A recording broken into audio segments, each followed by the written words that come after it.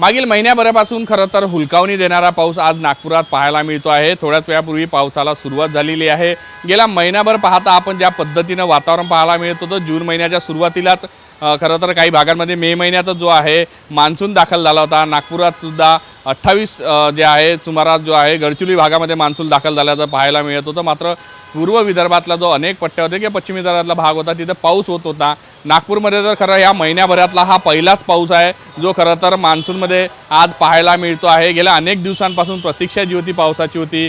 गेल्या काही दिवसांपासून सातत्याने जे आहे 3 ते 4 दिवसांपासून ढगाळ वातावरण पाहायला मिळत होतं, मात्र पावसाच्या सरी कोसळत नव्हत्या।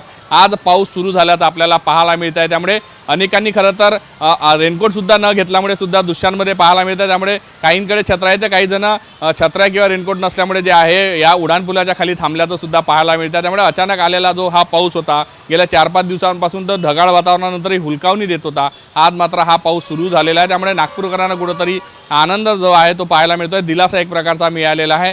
मात्र हा पाऊस सुरू झाला असला तरी अजून पाहिजे त्या प्रमाणात जो आहे मुसळधार पावसाचा अंदाज दिला असला तरी मुसळधार पाऊस झालेला नाही आहे। अजूनही पावसाच्या ज्या सरी आहे त्या कमकुवतच आहे। मुसळधार पावसाची खरं तर अपेक्षा आहे आणि त्यामुळे आता सगळ्यांचे डोळे जे आहे ते आकाशाकडे लागलेले आहे। विदर्भात तर खरं तर गेल्या महिन्याभरापासून पावसाची प्रतीक्षा होती आणि आज थोडासा जो पाऊस आहे तो सुद्धा नागपुरात आता पाहायला मिळतो आहे।